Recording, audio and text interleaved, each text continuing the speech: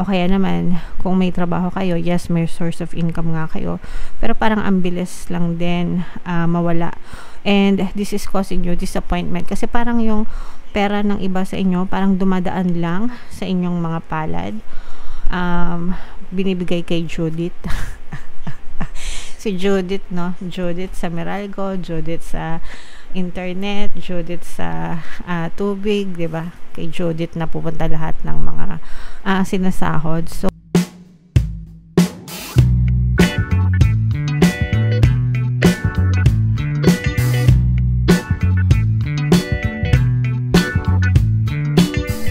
hello guys, hello Aquarius, welcome back to Pinoy Pixie Tarot.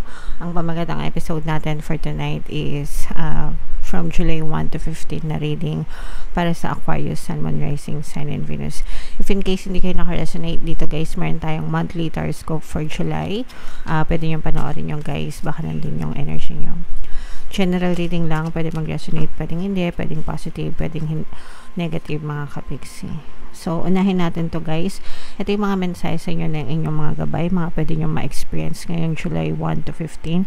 Medyo pagod kayo mga kapiksi, no? Overloaded sa dami ng mga obligations, sa dami ng mga trabaho, sa dami ng mga responsibilities.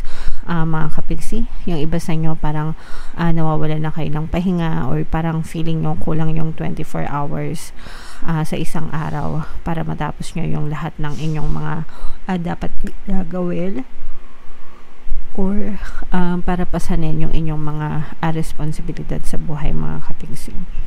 So, magpahinga guys, wag nyong sagarin yung inyong katawan, wag nyong sagarin yung inyong enerhiya mga kapiksi. Importante na magpahinga, importante na mag-rest kayo, no?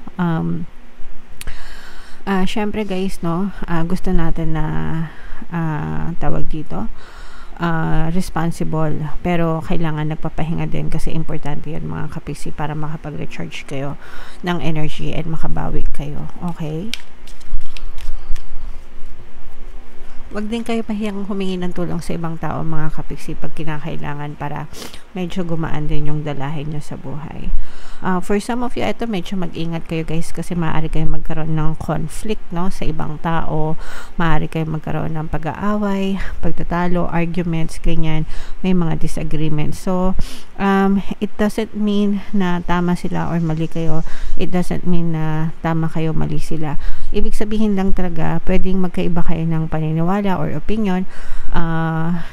So wag nating ipilit kung hindi pwede mga kapiksi. And ito, yung mga ganitong klase ng issue, dinadaan yan sa mabuting usapan. Kasi kapag dinaan nyo sa galit guys, kapag dinaan nyo sa init ng ulo, lalong walang pupuntahan yung mga yung mga issues nyo sa buhay. Okay? Hindi siya mariresolve. So make sure na ugaliin na makipag-usap ng mahinahon mga kapiksi. Okay? And then yung last message, memory mga kapiksi, no? For some of you, parang sinasabi dito na for some of you guys, maaari kayo magkaroon ng reunion with other people na parang naging bahagi ng memories nyo sa buhay. So, pwedeng mga from past nyo, mga old friends nyo, or mga kamag-anak nyo na matagal nyo nang hindi na nakikita, mga kapiksi, maaari kayong magkita-kita ulit, magkaroon ng some sort of reunion. For some of you naman guys, parang meron kayong mga magagandang bagay na pwedeng i-celebrate ngayong July 1 to 15 na magdadagdag sa mga collection ng mga magagandang memories nyo sa buhay. So, importante yan guys na everyday habang nabubuhay tayo, magtanim tayo ng mga magagandang memories natin. Huwag nating parang hayaan na masayang lang yung bawat araw ng buhay natin. Na lumilipas lang ganyan. Make sure na mag-create tayo ng mga magagandang memories to remember para kapag dumating yung time na nalulungkot tayo, ganyan, meron tayong babalikan at babalikan. Okay? Alright. So, comment down below, Aquarius, if feeling nyo naka-resonate kayo dyan, guys. tingnan natin yung mga ganap sa buhay nyo ngayong July 1 to 15. Shuffle ko to guys. Habang sinashuffle ko to, panoorin nyo muna yung video natin regarding sa ating paano mag-manifest ng abundance video course. Kapiksi, sawa ka na ba sa mga struggles at hirap sa buhay mo? Masipag ka ba at masikap sa buhay ngunit hindi ka pa rin umaasenso? Ilang beses ka na bang nag-attempt mag-negosyo at mag-invest pero palagi ka pa rin nalulugi? Sa pagkakataon na ito ay maaaring may subconscious beliefs ka na nagiging balakid sa iyong pag-unlad at pagyaman. Introducing, paano mag-manifest ng abundance video course. Dito ay matututunan mo ma-overcome ang mga balakid mo para tuluyan ka ng umunlad, umasenso, sumagana, maging matagumpay, successful at maswerte sa iyong kabuhayan, pera, trabaho, negosyo sa labi at kaperahan ng bonggang-bongga. Dali, mag-send na ng email sa pinoypixie@gmail.com at simulan na ang iyong pagyaman ngayon. Alright, so sa lahat ng gusto mag-avail ng course guys, may promo tayo until July 30. Magbibigay ako ng 500 pesos na discount. Kaya mag-avail na kayo guys, sobrang ganda niyan. And meron tayong bagong course guys, paano mawala ang third party at magkaroon ng harmonious na relationship. So for some of you guys, avail nyo na yan para masolve na yung mga problema nyo sa love.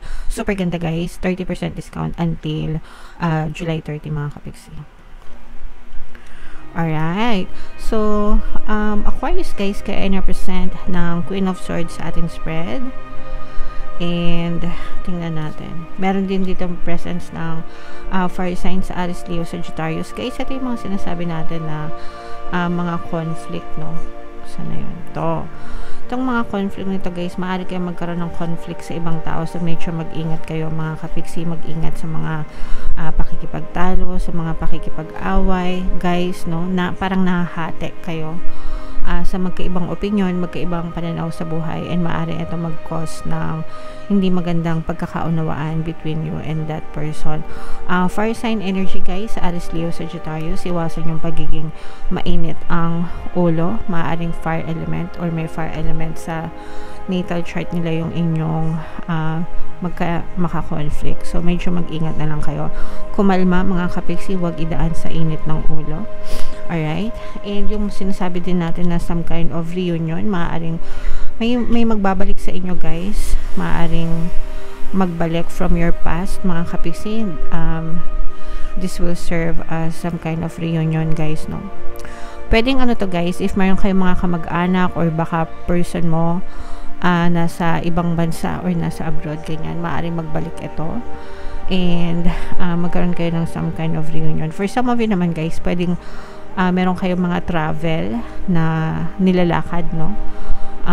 Since yung ibang mga bata nasa bakasyon pa sa mga panahon na ito, so maaari kayo magbakasyon with your family din, travel, ganyan, having fun with your family. So samantalahin nyo guys habang bakasyon, medyo mag-ingat-ingat na lang kayo dun sa mga panahon na medyo maulan para iwas pahamak, okay? And then for some of you naman guys, these are new beginnings pagdating sa investment, pagdating sa life, buhay. Yung iba sa inyo para nag-iisip kayo or nagpaplano kung ano yung mga pwede nyong gawin or pwede nyong simulan. Yung iba sa inyo parang may mga sinisimulan na mga projects, yung mga DIY na projects, especially bakasyon. Yung mga nanay, di ba? Yung mga nanay, syempre kapag bakasyon yung anak nila, nasa bahay lang, so baka may mga project kayo na naiisip, ganyan, involving your children. So ituloy nyo lang para magkaroon kayo din ng mga bonding moments ng mga anak nyo mga kapiksi, okay? Or kahit anong project pa yan guys, kahit hindi lang mga projects, pwedeng mga investment din yung iba. And nakikita natin na patuloy na nagkakaroon ng progress, pag-unlad, pag-asenso, pag-andar yung inyong kabuhayan mga kapiksi. So what else? Tingnan pa natin. So, for some of you guys, maaari magkaroon ng konting maaari kayo parang nagkakaroon kayo ng aberya sa pera mga kapiksi, nagkakaroon kayo ng money blocks for some of you, no? Ibig sabihin parang nararamdaman nyo na medyo matumal yung pasok ng pera sa buhay nyo, kahit na sabihin natin na may pinagkakakitaan naman kayo. Kung may mga negosyo kayo mga kapiksi, maaaring napapansin nyo na baka nagiging matumal yung mga benta nyo, ganyan. O kaya naman kung may trabaho kayo, yes, may source of income nga kayo, pero parang ang bilis lang din mawala. And this is causing you disappointment kasi parang yung pera ng iba sa inyo parang dumadaan lang sa inyong mga palad. Binibigay kay Judith.